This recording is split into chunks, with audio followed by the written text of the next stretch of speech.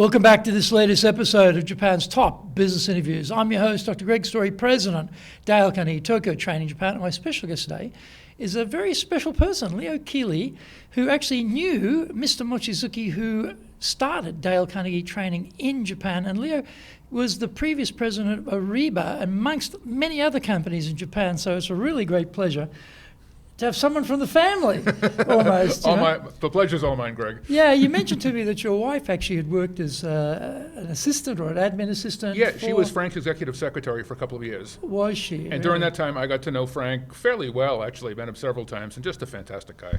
Yeah, well, for us, we were sitting here in the Mochizuki room here in our headquarters, named after him as the founder of Dale Carnegie in Japan. So that's a little bit of history here, which is nice. Is nice. Proud to be here. Yeah, no, great pleasure to have you. So, you've been in Japan a long time. You've run a number of big organizations here. So let's just wind back a little bit and do a bit of background on, how is it you came to Japan and what were you doing? You mean, you look at me, you don't think I'm Japanese? Is that what No, you're getting at? I don't think you're Japanese, funnily enough, no. As luck would have it, my wife is Japanese. We met and we fell in love when we were both students back at the university in Boston. Okay. After we both graduated, it was time to do something, and we decided to make a move here to Japan. And her family is from Osaka, so we moved to Osaka for a while. I took the worst possible job you can take in Japan, of course, which is teaching English. Right? I lasted about 6 months. And I'll tell you, if anybody ever says to you, would you like to work in toxic waste cleanup or teaching English, immediately get fitted for the hazmat suit. Okay? Teaching English is a horrible job, right? It's tough, yeah. I didn't last long doing that. And one day I was reading the Japan Times and I saw an interesting ad that said, hey, Kawasaki Steel, major Japanese steelmaker at the time, was interested in what was then called Kokusai-ka, the internationalization era. And they were looking to hire in this company of 35,000 people, their first non-Japanese employee. I got the job. Wow, right? Okay. And, so it's funny. So what did you study at university? What was your basic major in those days? Accounting and finance. So quite a standard sort of very, transportable skill set. I think so, yeah, because, every industry obviously needs accounting and finance and the kind of discipline and sort of the feel for numbers that those things imply, right? Yeah. So what did they have you doing at the Kawasaki Steel? It was the great build-up, okay, and they'd publicized the pictures of me in the paper with like this sort of like, almost like a hostage-looking expression on my face. And they were talking about how this was the internationalization era and we're going to bring these guys into the fold and make them, real regular employees like ourselves. And then, of course, at 9:01 on the first morning, they said, right, you're here to teach English. Oh, no. Right. Whoa. So that wasn't going to last long. But it wasn't all that bad because I learned a lot. My Japanese got really good I was only there for 1 year, but my Japanese got really good. Whenever anybody starts to try to mystify and tell me, I know what goes on in big Japanese companies, you might not, okay? But I think I do because I actually lived it. I lived in company housing. I had the 2-hour commute each way to and from housing and that sort of stuff, right? So I've lived the life of what the Japanese call a salary man. Yeah, right? Yeah, hardcore. Hardcore, yeah, that's right. And it was, it's one of those things, it's like being in the military or something like that. It's a great life-learning, skill-building experience that you have to have when you're in your 20s. Yeah. When you're in your 30s, 40s, 50s, you just couldn't last, okay? That would be terrible. So what happened after Kawasaki Steel? After Kawasaki Steel, okay, I mentioned that I was there for 1 year and it was time to renew my visa. And then I read the Japan Times again. I've got to stop reading that newspaper. Yeah. And there was an ad in there that there's not much of it left to read anymore, by the way. If you look at the thickness of it, it's getting down to like 3 pages now. Yeah, it's pretty grim. The new Sano U.S. Forces Center, the Sano Hotel, was looking for an accounting manager, and that was my academic training. So I applied, and I wound up getting that job. Worked there for a couple of years. Great job. Fun. I actually made good money because the exchange rate was favorable to getting paid in dollars in those days, right? But on a personal basis then, at the time, I basically, my daughter was approaching 4 years old and didn't speak much English at all. And so my wife and I thought, it'd be a good time to get back to the U.S., pick up some of the English, and also kind of get into a more serious career path than this one was. So I did. So we moved back to Boston, and I wound up signing up through the good offices of some friends of mine with Dunn & Bradstreet. Oh, okay. Right? Because Dunn & Bradstreet was then it's a famous company. Everyone knows about Dunn & Bradstreet. It's an old company, too, because if you look at some of the propaganda that comes out, among their former employees was Abraham Lincoln. Really? Yeah. I didn't know that. Honest Abe worked for the A.C. Nielsen division back in the 1840s or something like that, right? Gee. It was a little bit before my time, okay, so I didn't get to know him. But anyway, we're in the software business there, and I got to learn how a software company operates. Right. Worked there for a couple of years in Boston. As I say, my Japanese had gotten pretty good by then, so they said, look, why don't we send Leo back over to Japan and see what happens? Right. And they did, and I've been here more or less since. So they had an existing operation in Japan, and they were sending you back to do what there? Well, they were in a joint venture, okay? And like all joint ventures in Japan, there was some acrimony involved and stuff like that, right? So they were basically, they wanted me to actually sort of assert the corporate flag, if you will, right? And hold up our end of the canoe, which I did. And we dissolved the joint venture, everything worked out to everybody's like. The surprise bonus to me, though, was the joint venture partner was Bill Totten, whose name you must know. Bill Totten, I don't think I know. Bill Totten he's sort of like the kind of, he's the Frank Mochizuki, if you will, of the software industry in Japan, right? Okay. And Bill started a company called Ashisto, a big Japanese company. He was the joint venture partner. We separated from the joint venture, but Bill and I remained friends. So he's still a close mentor, and I speak to him probably every week. Oh, good. Yeah. And so what you then became Dun & Bradstreet Japan yourself, or what happened? Well, I worked for Dun & Bradstreet. I was an employee here, okay? So when Bill resigned, when the joint venture was dissolved, I was appointed president. That was my first sort of corner office job. Okay. Right? And I was woefully in over my head. I should point that out at the beginning, right? So what did you inherit? There were a certain number of Dun & Bradstreet staff who came with the split of the joint venture? That's right, yeah. How many people did you say? Well, the way it worked is some of the people were seconded from Ashisto, the JV partner. Okay. Some of them were our official employees, right? And so we set up a process that was fair, and it was in accordance with the joint venture, that allowed existing employees who wanted to come over and join us as full-time employees on the Dun & Bradstreet flag to do so with our approval. And so with a little bit of selectivity, I took some of those people on board, and at the end of the day, we wound up with probably 30 or 35 people. So here's really probably your first major managerial position with 35 people, and you're doing it in Japan after the joint venture's been broken up. That's degrees of difficulty getting pretty high here. Well, it was fun, it was interesting, and there were some good people there, okay? It would not have worked out if there were not some good people, and I think we'll talk about leadership, I guess, as this hour goes on, right? But the essence of any good leadership is having good people to lead. Well, let's talk about leadership. We'll get through the different iterations you've had here in different companies, but as your first experience of leading in Japan, I mean, you spoke Japanese, you've been in Japan before, it wasn't a new thing to you, but still, you're the president, right? So what were the things you found most challenging around that? I think I found these in every multinational situation I've been in. I always use the analogy of having one foot in each of two canoes. Okay. You've got to manage up and manage down. Right. You've got expectations on the part of the U.S. parents, and you've got expectation on the part of a whole bunch of stakeholders here. Your team, your alliance partners, and that other group, the customers, that's right. You know, and the thing is, unless you're able to placate and support all of those things, the canoes are all going to fall over and you're going to get wet. Right. So the thing that I found most challenging was, like most companies, the U.S. parent side did not have a great appreciation for what's going on in Japan. No. Nor were they really interested in a tale of woe about how difficult things are, right? It was like, look, Japan's Leo, different. They don't want to hear that. They don't want to hear it. Like, look, Leo, we're paying you a pretty good buck here, okay? Why don't you just sort of like, get it done, will you?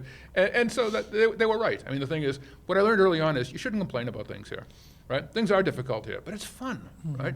If you think about it, in the entire world, there's really 3 major league cities, right? It's London, New York, and Tokyo. Right. That's the whole list, right? And if you're fortunate enough to have a good, meaningful job here in a leadership position in Tokyo, man, do not let go of that brass ring. You've got to hang on to it and make sure you're doing a good job, I think.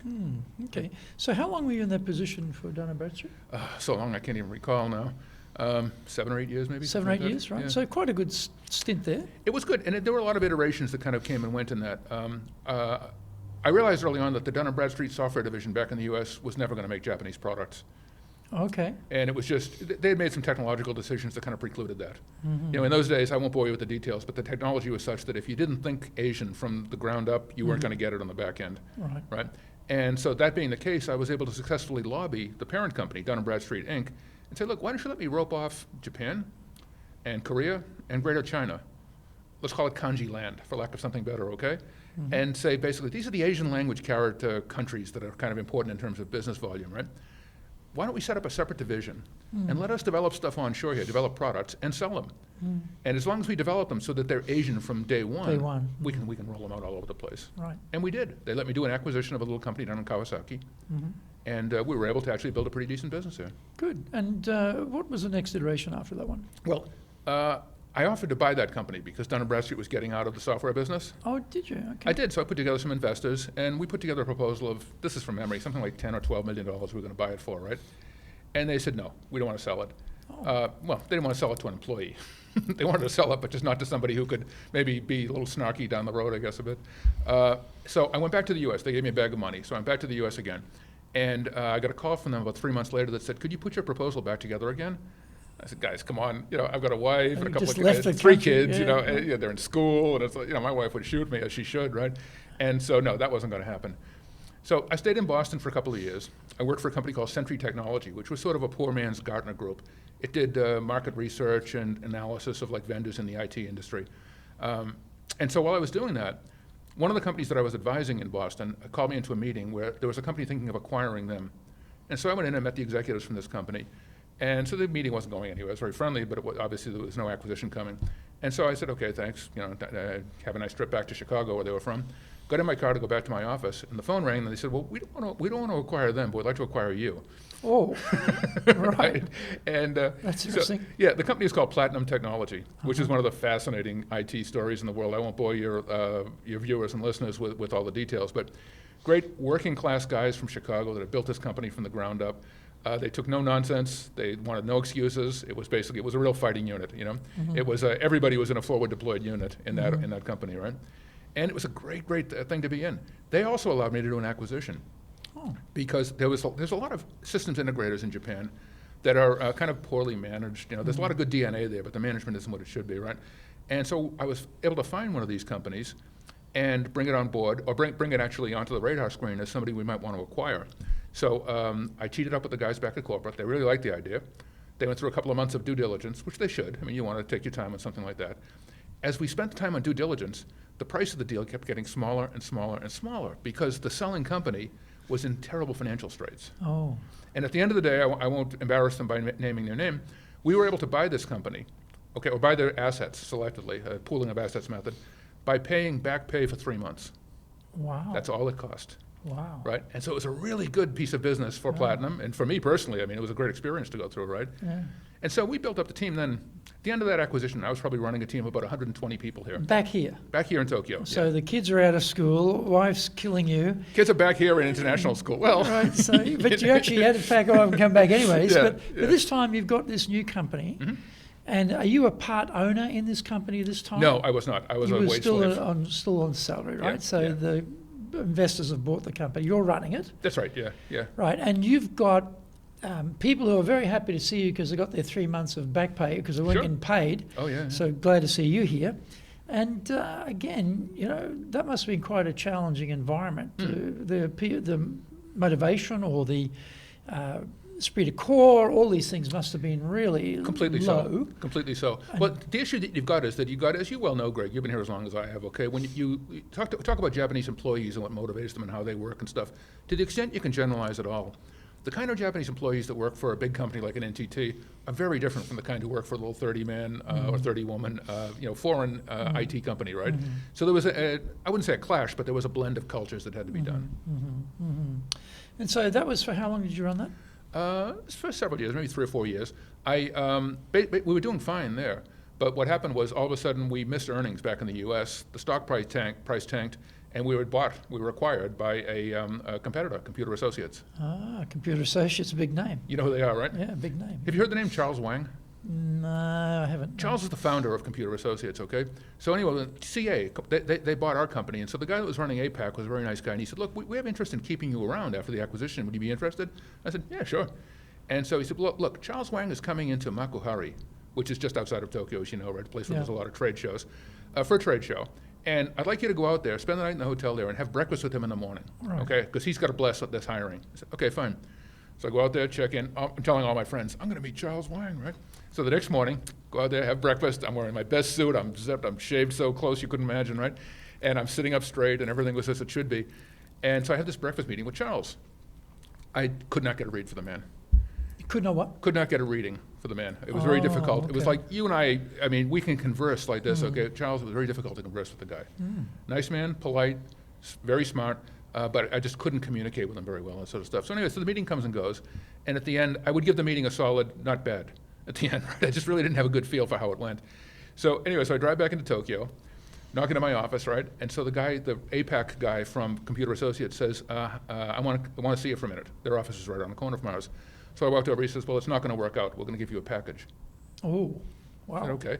So I get back to the office. So obviously not bad was an overestimation, right? Well, to that point, Greg, okay, I get back to my office. One of my friends called me. He goes, so how'd the meeting with Charles Wang go? I said, apparently not as well as I thought.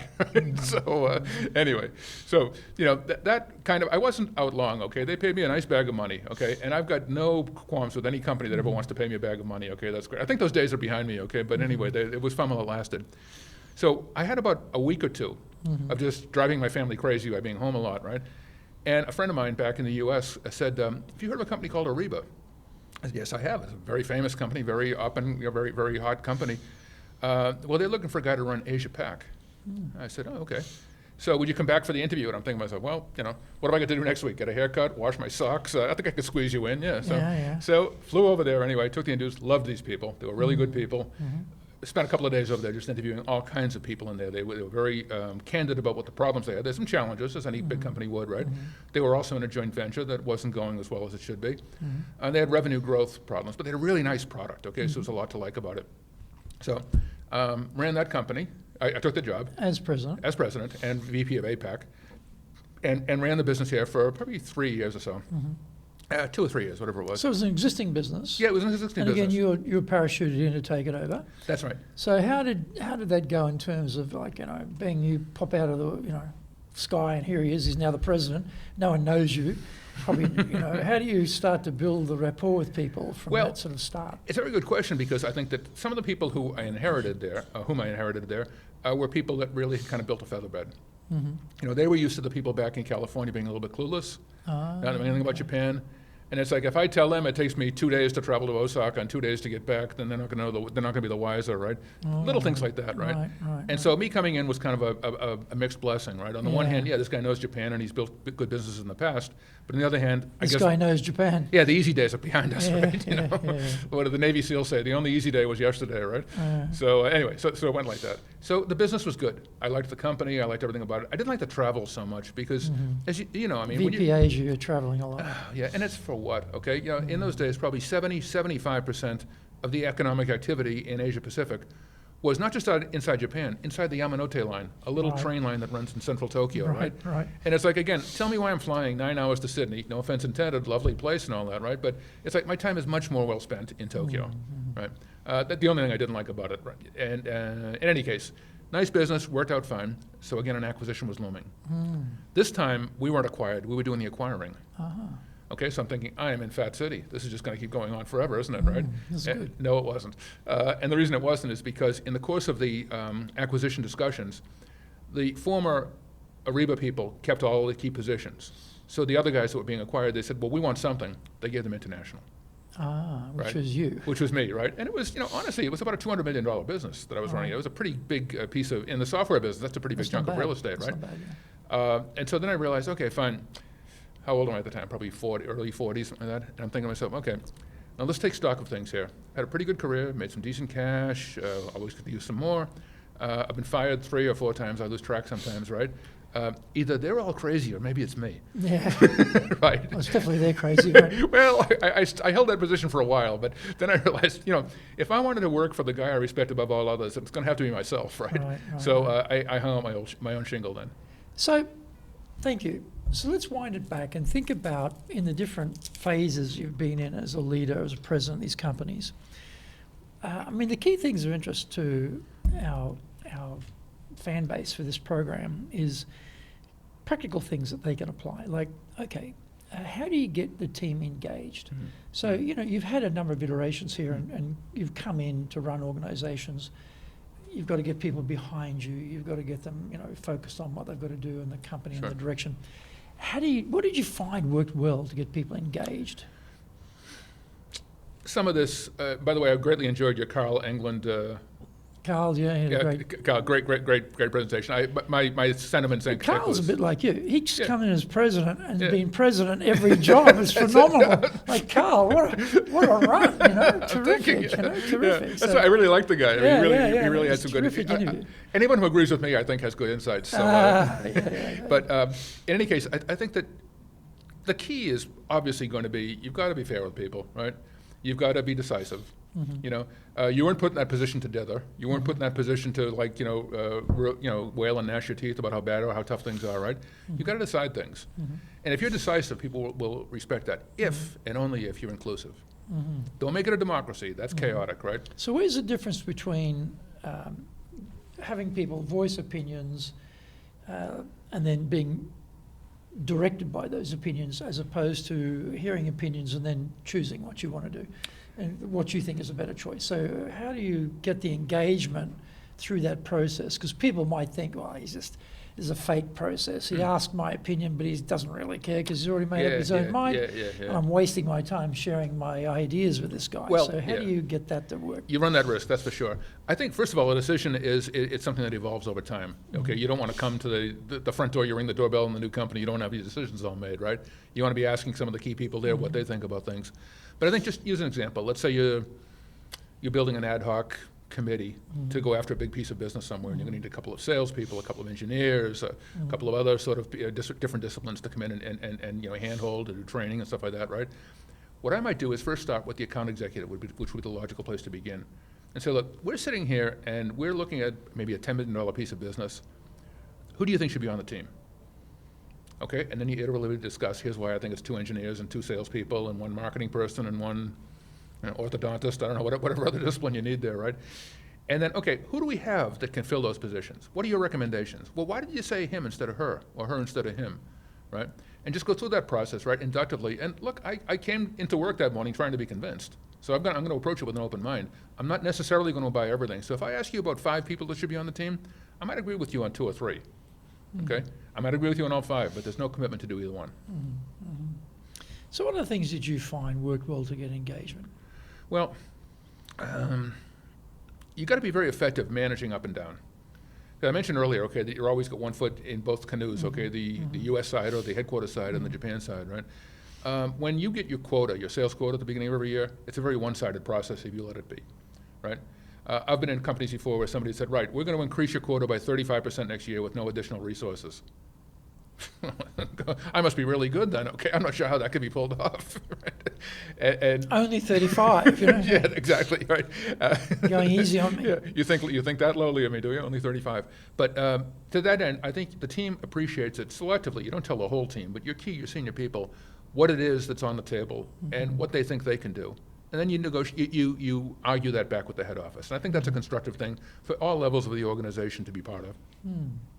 One of the things with engagement is that people care and they feel, okay, there's a point here to contribute, and they're open to coming up with ideas. Like the idea of building the better mousetrap makes sense for them because they do care. I mean, if you don't care, leave it as it is, right? So if you've managed to have people feeling engaged, the chances are of having them want to come up with ideas and insights and contribute is going to be higher too. So what things did you find worked well to get ideas from the team to help with the innovation side of things? Because this is a big topic. We're talking a lot about diversity in Japan these days, which is really trying to get more gender equity in this country, but it's really based around improving the innovation side of things for companies, by having more resources and getting the full team behind it.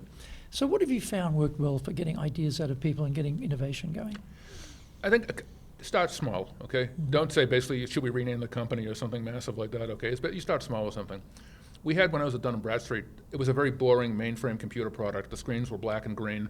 The world was passing us by in leaps and bounds. Everything was exciting and graphical user interfaces and all that sort of stuff. So I found a little company here that had a graphical user interface tool that we could plug on top of our stuff and make it look like it was 21st century, right? And it was, wow, this stuff looks really cool, right? So I thought, how do we make this fun for people? We were going to white label it. We were going to OEM it and sell it under our own brand, okay? But what should we call it, guys? Well, remember back in those days, this is back in the 90s, right? Where everything had a name like a Walkman or a Playman or this sort of stuff, right? This is a graphical user interface, okay? So we had a contest. And we had a couple of rounds there, okay, and came down to finalists. And the winning entry was called Gooey Boy. An obvious name. An obvious name that I could never tell corporate, right? So stuff like that, I guess. You know, it's participation on smaller things, and it turned out to be a very successful offering, by the way. Can't wait to get more Gooey Boy product. Yeah, well, that became my nickname for a while when I get back to corporate. Hey, Gooey Boy's in town. Oh, wow, okay. If you want to be successful as a leader, do the Leadership Training for Managers course. All companies need people who can both manage and lead. Leading people screams out for real skills in communication, dealing with all different types of people, being excellent at innovation, planning, delegation, handling mistakes, doing performance reviews really well, and inspiring and motivating the team. Do the Leadership Training for Managers course now in either Japanese or English.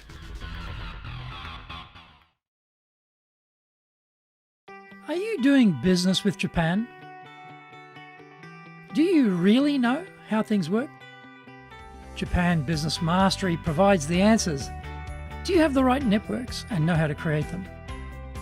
Do you know how to get on the same wavelength with Japanese buyers?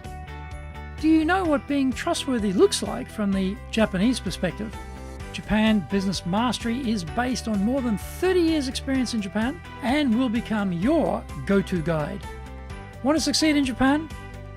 Buy Japan Business Mastery now. What other things did you find work well in terms of getting innovation from people? Did you have any particular, apart from the contest, any other particular brainstorming techniques you had or methodologies you found work well? Sure. I would ask people basically to, I always try to lead inductively, right? And so I would ask people about like basically, okay, we lost a deal. Let's analyze this loss, okay? Let's assume for purposes of this discussion it wasn't poor salesmanship, okay? Let's assume it was, there was a product or they had partners, they had something we didn't have, okay? Let's analyze it and how do we get around it? People, you know, it's funny how they say that success has many fathers, but failure is an orphan. Yeah. I find it's the opposite when you're trying to get opinions in. Really? If something didn't work, right? Everyone's got an opinion as to why it didn't, right? Because the last thing I wanted to do was to blame the account exec. Is that a functionality of, Japan being a no failure, no defect, no error culture? So that sort of critique of what went wrong really plays to the Japanese psychology about how they think about business. And so it's the opposite, right? If you've got a genius idea and you give it to your team, all you get back is critique and why it'll never work, why it's a crazy idea. You get future tense, why it won't work, not why it didn't work. Yeah, right? You've got to sort of go beyond that when you get that first pushback and just realize, okay, this is the Japan, be safe, make no mistakes proposition. We've got to go beyond that. So I'm imagining that ability to critique a failure would be sort of playing to one of their strengths. It really is. And people will engage then, okay? Because they think, it's not like, you don't want to be one of these people that says, look, if it failed, we've got to fire someone. I was working for a company a while ago. One of the things I hate in business is an anti-sales culture. The sales is really difficult unless you're supporting your salespeople. If you're supporting them, they should be able to succeed. But if you're not supporting them, it's real difficult. We had a product, the company was a networking company, and they had a breakthrough product that was just going to change the way corporations communicated with themselves nationally and internationally and stuff like this, right? So one of my sales execs was a really capable guy.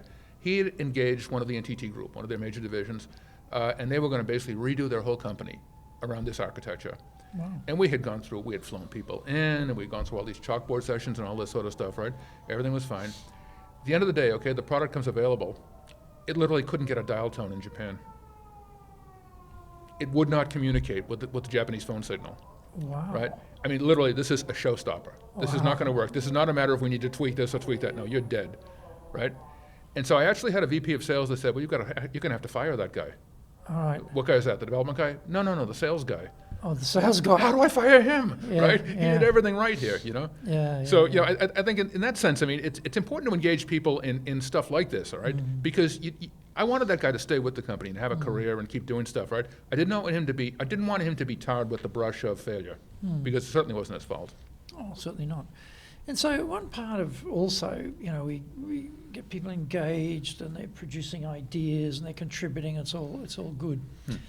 One other part of that is also the trust element, that they feel confident to put an idea up. They feel confident to try something, and it may fail. In this case is a good example. Yeah. And they don't get fired, right. Because they understand that the philosophy is we try. And if we don't succeed, we learn. And if we succeed, great, it goes forward. But there's no negative, there's no loss, which is sort of an antithesis of the sort of Japanese idea of no defect, no error, no mistake. Right. So to try and, you've got to build that trust in the team to say, well, let's try things, let's experiment, let's be innovative, let's, do things that are new. What did you find worked well in terms of building trust with teams?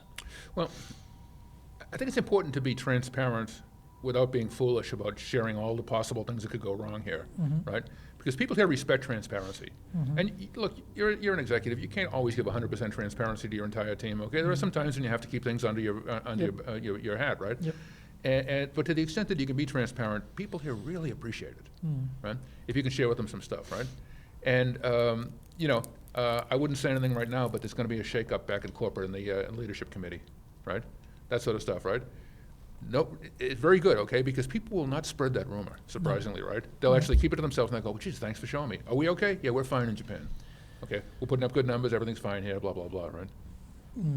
So what other things did you work on for building trust? And particularly, you came in as the outsider for most of those companies you were running. Yeah. And so you had to build trust with the people internally who didn't really know you. You didn't have a track record. They hadn't tested you. They didn't know, how you're going to go with this canoe balancing act, as well. Right. Between Japan and the headquarters. So what things did you do to build trust with those teams? I think the first thing is I did not want to generalize and say, oh, I know how Japanese men or Japanese women work in this situation, because I don't. Nobody does, right? These are all individuals, and you've got to understand what the individual is thinking and how they're working, right? I did a thing. I was working with a company, it was a client of mine, right? A networking company. This is back in 2016, okay? And I remember the date because the US presidential election, which is about to take place, hotly contested election between Donald Trump and Hillary Clinton. Everybody had opinions. Everybody in the world had opinions, including my team, right? Now, you never talk about religion or politics at the office, okay? This kind of was an exception, though. You're talking about somebody else's politics, not your own, right? So I'm registered to vote back in Hawaii. I took my paper absentee ballot. We had about 20 people in the office. I printed 20 copies. I gave each person a vote, right?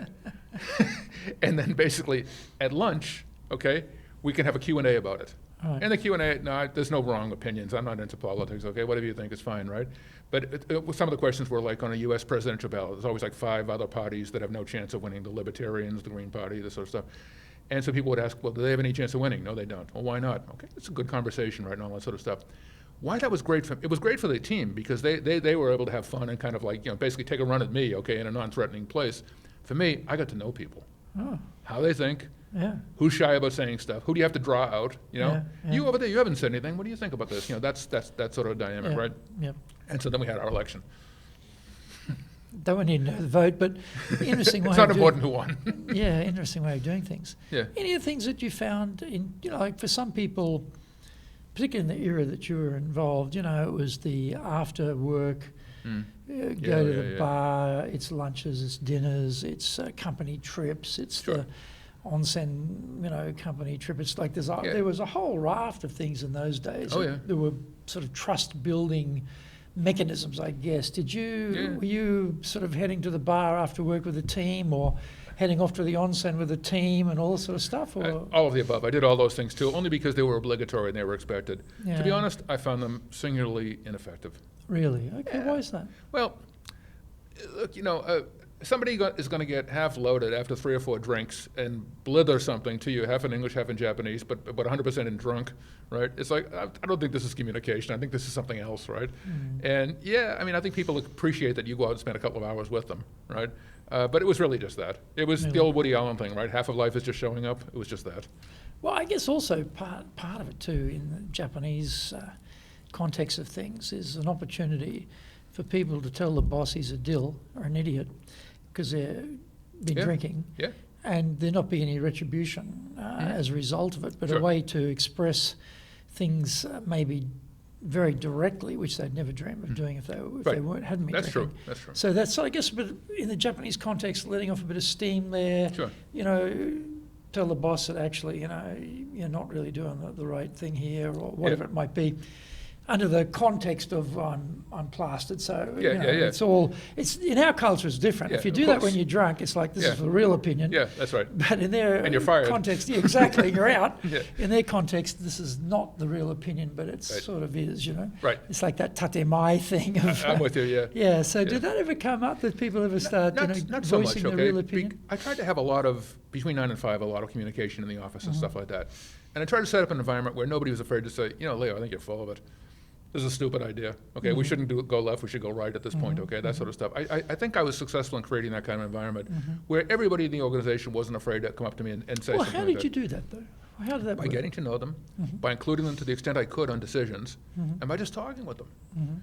I've seen so many people become country manager or president or MD or whatever term you'd like to use here, right? And they get to the office, they go into their room, and they close the door and manage up all day. Right? Those guys fail. 100% of them fail. There's just no way that's ever going to succeed, right? But I think if you go out and hang with people, not just your managers and directors, okay, but even the staff level people, right? Take them out to lunch 1 or 2 at a time, okay? Come out and just chat with them. Invite them downstairs to Starbucks for a cup of coffee. That sort of stuff I found worked really well because people are thinking, well, this guy's a regular guy, He's talking to us about stuff. He's asking me what I'm working on. I'm telling him. He's asking what I like to think anyway are intelligent questions, right? I think it just generally created the idea that, look, this is a two-way street here. This doesn't need to be an adversarial relationship with the boss, right? One of the things too comes up is culture. Like you have, in your case, you had headquarters based in the States, so there's a headquarter culture. And then in some cases, the company had been in Japan, so you got a sort of a Japanese version of the headquarter culture. And then in some cases, you're actually starting something here, so you're creating a culture. What things did you find work well for culture creation? I think you needed to have a very clear line of demarcation between the way things used to work and the way they're going to work going forward. And I think that's very important because if you're going to be an effective leader, nobody ever brought me in because the last guy was doing a bang-up job. Okay? The idea was I was always called in to fix problems. And the thing is, I knew what the problems were, or at least I knew what corporate thought the problems were. So day 1, day 2, day 3 were to find out, does the staff agree that these were problems before? Well, why do you think they were problems? How could we do something different? And very shortly after coming on board, you got to lay out, pick a number, your 7-point plan for basically getting this back on track, right? And as long as you've got people on board with that, I think you can actually execute to it. And there's also, I guess, aligning people internally around the direction. I mean, you've got sort of blanket culture coverage, strategic direction coverage from the headquarters. But then when you get down to the local level, you've got the market here is different, the clients are different, et cetera. So you're going to have some customization or some localization of these things. Right. And so this is where the aspect of having a local version of the headquarter culture comes in. So did you find any ways of creating a localized version of the culture which is very effective in Japan? Yeah, I think the way that I would do it, Greg, is generally speaking along vertical segment lines, right? Okay, what do you mean by that? Well, what I mean is if you're working for a company whose products have always sold globally really well in banking and financial services, in manufacturing, but not in the following, not in government, not in the services, et cetera, right? Doesn't necessarily mean that's the way you have to do it in Japan. Okay. Right, because you may have domestic competitors who are very strong and have already run the table of all the key accounts in those segments, right? You're wasting your time if you're going again. Well, financials here, banks are very difficult to sell to. Okay, always have been, always will be. Unless you've got a business partnership with IBM in those days, okay, you're looking for love in all the wrong places. Put it that way, right? Because all the banks were using IBM. If you were partnering up with Fujitsu and Hitachi, they wouldn't give you a meeting. It was like that, right? So rather than waste time, come up with a lot of excuses, and go back to corporate at the end of the quarter with my head held low, right? Maybe it made more sense up front to say, look, we're not going to do banking this quarter. We're going to do something else. That's probably, I was thinking more, that's probably a strategic business direction than a culture thing. I'm thinking more in terms of how do you build the team as a unified group, us against them, the rivals, not against the headquarters. No. We don't have that, but that often happens. Oh, too often, but, yeah, too often, right? Yeah. But to really, gel the culture together of the people so they feel loyal, motivated, energized, they feel engaged. That comes back to that engagement thing, that trust thing. Sure. Anything you did there in terms of building a defined culture that people felt, I'm in this group and we are together as a unit. Anything that worked well doing that? one thing that I always strive to do was to keep my eyes on the fact that, look, these are Japanese people who chose to cross the street and work for a multinational company. If they wanted to work for an NTT group company, we would never have met them. They would have stayed over there and had a peaceful career doing whatever they were doing. They're over here for reasons. And the reasons are ones that are familiar to us. Number one, multinationals pay more. Number two, it's sexier or a little more exotic. You're going to have some foreign travel and meet foreign people and be involved in multinational deals and stuff you wouldn't get if you were working at NTT, right? And things like that, right? So the fact that those are the motivators for people, okay, you got to play to those. Don't say to people, look, you're never going to go to sales kickoff, okay? You've got to fight with head office, okay, and say, look, I want 5 seats at sales kickoff, or 6 seats at sales kickoff, okay? Do I get them? So what is sales kickoff? Every company, every year, kicks off the new financial year with a sales meeting. Oh, okay. To roll out the new products, the new partnerships, the new ways we're going to do things. Right. And, generally speaking, it's 90% nonsense, these things, okay? But it's a big party, right? And so it's like, I found that Japanese people love a party, as we all know, right? Yeah. And so if I could take 5 or 6 people based on performance, right? And not the whole, let's say I had 10 salespeople, okay? I might take the top 5 or 6 performers, not just in terms of dollars, okay, but in terms of just, non-financial contributions too, right? And those people get that vacation to go to sales kickoff. There's no heavy lifting. Okay, there's no meetings. You go to a meeting at sales kickoff, pretty much everybody has to excuse themselves to deal with their hangover. It's one of those sort of things, right? And no one does that better than Japanese people, right? So the Japanese team really liked going to things like that. That was a great way to bond and to get them connected with the rest of the team. Because guess what? American sales guys work the same way as Japanese sales guys and stuff like that. And what about bonding internally in Japan? Apart from sales kickoff, I guess for those selected, it's quite prestigious. Yeah. The company's paying for you to go to the States to attend this big event. It's a premier event, and so that's very motivating. Oh, we're getting recognised, we're getting appreciated. Right. The boss is, putting stuff forward. We're being included. That's a big thing. We're being included, okay? Yeah. We're not somebody that's sitting outside of the corral. We're actually part of the body politic here. It's important. Well, that's true. Being included in the whole company. Huge issue. I think to what you're getting at, though, Greg, if I understand it, is what I'd always like, the pop culture view here, how do you do sales in Japan? Well, it's bottom up, and you push a peanut with your nose, and then eventually you go up there. On Friday, there was a news story came out. NTT Data had data leakage. They lost 5.3 million people's private data. Okay, that's a bunch, right? That's a bit. And that's NTT. It was Plala, part of Docomo. The NTT group are serious people, right? Do you think that they're sitting around waiting for somebody to push a peanut with their nose and eventually get up to the top guy to make a decision? Hell no. Those guys want to make a decision this afternoon as to how we're going to correct this, right?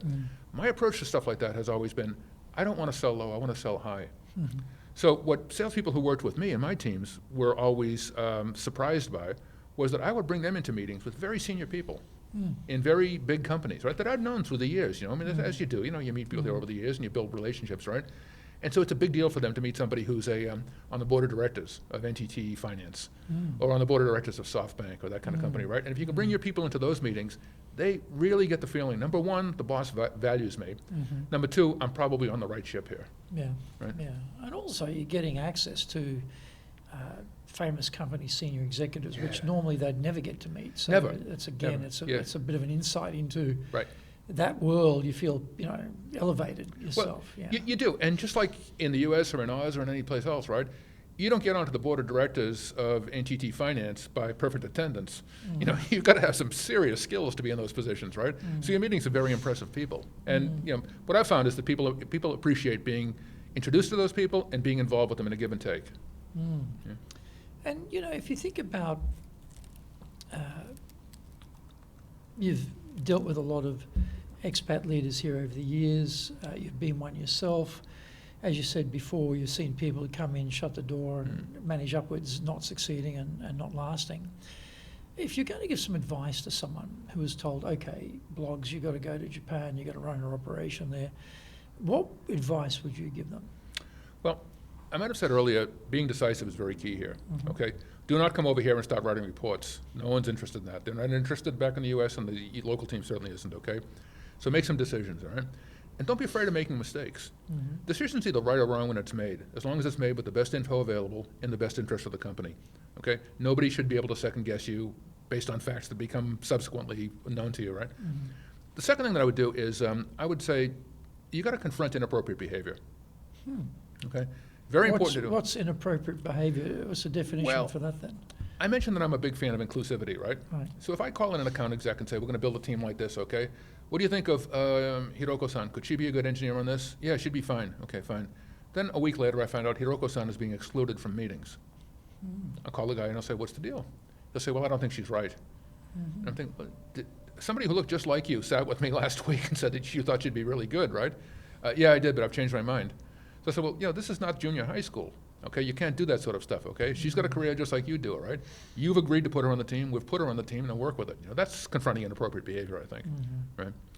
And some of the other stuff is just, people tend to get defeatist if things don't really happen very quickly. And I think in Japan, you've got to take the long view of things, okay?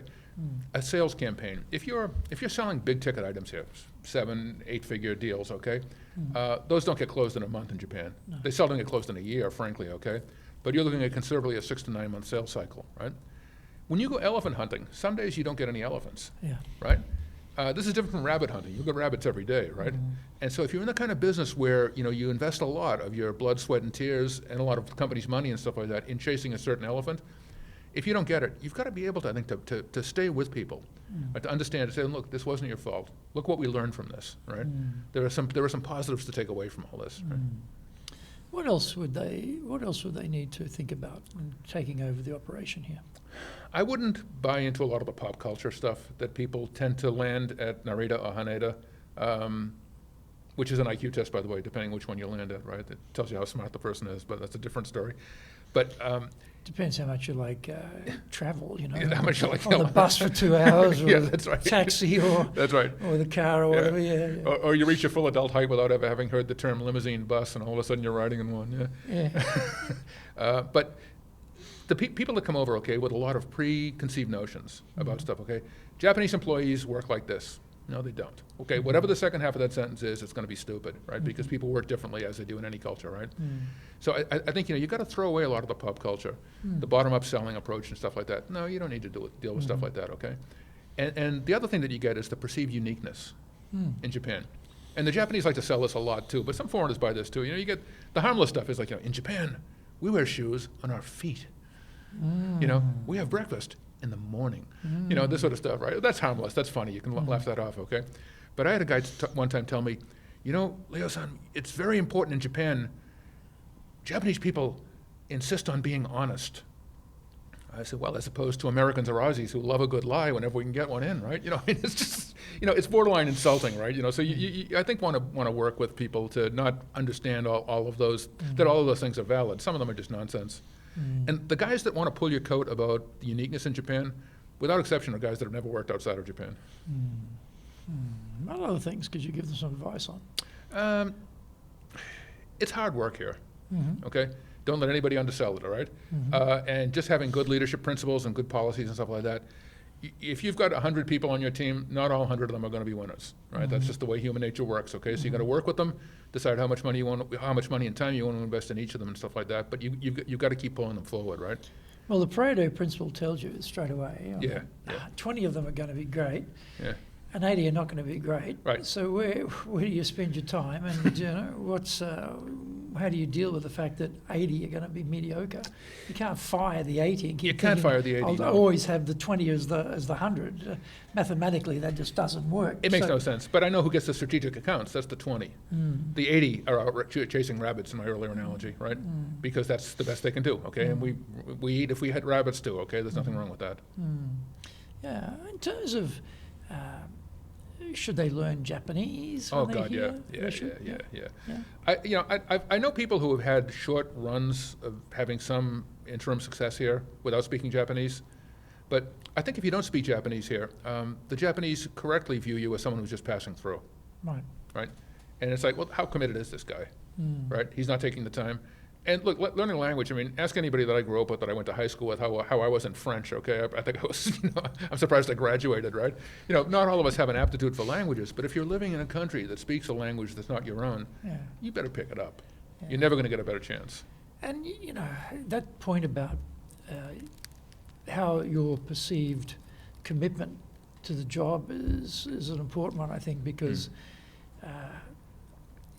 they hope that you'll value their culture, value the time in Japan, And even if your Japanese is not very good, the fact that you're trying, I think, is certainly appreciated. Exactly. I mean, I know people that speak lousy Japanese, but they're trying, okay? And people will respect the fact that they're trying. Yeah. For sure. It's sort of the reverse problem in the English-speaking world where you're expected to speak English, and if you can speak English and it's not very good, well, what's wrong with you, And these people usually can only speak one language, right? That's right, yeah. Exactly. Tried to learn anything else, right? Or couldn't learn anything else. Yeah. So if you had some thoughts about what would be your definition of leadership, how do you define leadership? I laugh a little bit at that, not that it's not a good question, okay, but I worked for years in big companies, right? And they would always have, one of the reasons I'm a big Dale Carnegie fan is you guys don't trade in bumper stickers. No. And a lot of consultants that are organizational effectiveness, leadership effectiveness, it's bumper stickers. Mm-hmm. So I remember one time going to a Dunn and Bradstreet one, and it was like, what is leadership? Leadership is listening. No, that was last year. Leadership is empathy. No, we think that will be next year. What is it? Leadership is dental floss, whatever it happens to be this year. Okay, just nonsense. And I mean, the issue is, I mean, we both know, it's such a more nuanced and complex set of processes, right? To me, if I had to say that leadership centers on one thing, it'd be expectations. Right? So what do you mean by that? Well, what I mean is you're managing multiple constituencies if you're a leader in Japan. Right. Your head office people, your partners and that sort of thing, the customers, and your team locally, right? And every one of them has got different expectations, okay? But unless they share a shared set of expectations, you're not going to get them done. So I was running a company one time. I took it over. It was doing $20 million a year here. We were able to turn a few things around, get it up to $30 million. They said to us, okay, next year, 40 million. Again, no extra resources, right? So it was like, I couldn't go back to my team and say that because they just killed themselves the previous year to make this Herculean sort of jump, right? So I negotiated with the guys back at corporate. I said, this is ridiculous if you're not giving me any more resources. So we settled on like 35, something like that, right? I was able then to sell that to my team, okay? They didn't like it, but they would roll with it. Sell it to the partners, basically start working with customers, okay? Because here, everything centers around the budget in Japan. And you want to make sure you're in the budget for something more than 35 million in prospect activity, right? And so the first thing, I guess, is setting expectations. Okay, then there's sharing expectations, right? Or aligning them. Make sure everybody's on board with them. But the key thing to me is validating the expectations, and you've got to do that iteratively during the year. Look at a force majeure like COVID or something like that, right? I don't know anybody, your business practice is broader than mine, okay, but I don't know anybody who got a call during the middle of the year that said, yeah, Leo, you can cut the quota in half. We don't really care about that. Okay, everyone's quota remained where it was before the epidemic, right? And so stuff like that, you've got to keep validating that that's what they're expecting, and that's what's going to happen. But the most important thing about expectations, you got to exceed them. That to me is the essence of leadership. Okay, once you've got a defined playing field, that this is how we're going to keep scoring. Money isn't everything, but it is how we keep score, right? Once you've got that playing field all sort of boxed in, right? Then I think you can go out and have some fun, just exceed the expectations. When you first came to Japan running Dunn and Bradstreet, what year was that? 86, 87. 86, 87, right? Yeah. So if you think about, here we're in 2023, you think about over the years, what sort of things have stood out to you most that have really changed in business from a leadership point of view, do you think? Well, I think that in the multinationals, I guess, and that's the only field that I know well, right, that I know at all, really, the good leaders tend to stick around longer because, especially in my segment, which is IT, back in the 90s, everybody was IPOing, everybody and their brother, right? And so if you get some guy that, okay, you can be hanging on a strap in the Yamanote line, or I can give you $10 million and you can go on the beach in Aruba, okay, which you want to do. A lot of guys took the Aruba path, okay? And, understandably so. There aren't many IPOs anymore, right? So people tend to be more hunkered down for the long term. Not just the leaders, but the actual employees themselves, the managers, directors, and staff here locally, right? So I think people tend to be a little bit less mobile than they used to be, if they can do it. Less mobile than before. Yeah. That's interesting. I mean, 1999, Yamichi Securities went down. I remember it well. And that was probably the change of mid-career hire stigma, because prior to that time, changing companies mid-career was really like, no. Sure. Who's going to hire you, right, type of thing. So going smaller and smaller companies who are desperate. Right. But that sort of put a lot of good, solid, loyal people out on the street. And then you had Lehman shock in 2008, same thing. Then you have the earthquake, tsunami, triple nuclear meltdown 2011. Yeah, sure. Then you have force majeure, COVID 2020 till now. And again, a lot of people lost their jobs. So the stigma of mobility around mid-career change has really gone. But I'm interested to hear you say you think that the actual mobility is getting less and the people are tending to stay more. I'll double down on that, okay? But only within my own segment. Okay, for a couple of reasons. One is there are fewer companies than there used to be, right? It used to be you'd have 10 new companies every day. Look at the American Club new members that are coming in this month and stuff like that, okay? There'd be 10 new companies that would be planting a flag here, right? You just don't see that anymore, right? Because a lot of these small companies, they're going to get taken out before they ever come to Japan. They're going to get bought by private equity. They're going to get consolidated into somebody else, right? They're just not coming over here. So there aren't that many sort of like, if my aircraft carrier all of a sudden starts sinking, I can jump onto the PT boat next door to whatever. There aren't that many PT boats anymore, right? So as a result, because there's been a consolidation and shakeout, there are just fewer companies. So people tend to stay within the one that they've been successful in. So they feel the security is there. And it is there, to a certain extent, because, Japanese people really enjoy, I think, a predictive kind of experience, right? Yeah. This is, I don't want any shocks, any surprises. Well, that's right. The risk appetite is fairly small, I would small. Suggest, in Japan. But Can I tell you a funny story about the Yamaichi Securities thing? Yeah, please do. My office in those days was in the Imperial Tower, next to the Imperial Hotel. So the shock hits, okay? So the Yamaichi Security goes belly up. So all of a sudden you've got these thousands of decent people that are mid-career professionals, okay, that are looking for a job from Yamaichi Securities. Well, they showed up at companies like CS First Boston, stuff like that, with their resumes. The CS First Boston guys are all high-flying, Armani suits, expensive sunglasses, this bit. The Yamaichi guys came in, blue suits off the rack, white socks in many cases, this sort of stuff. They literally laughed them off. They wouldn't talk about them, okay? Okay, a few months go by. All of a sudden, CS First Boston has got some substantial financial irregularities, right?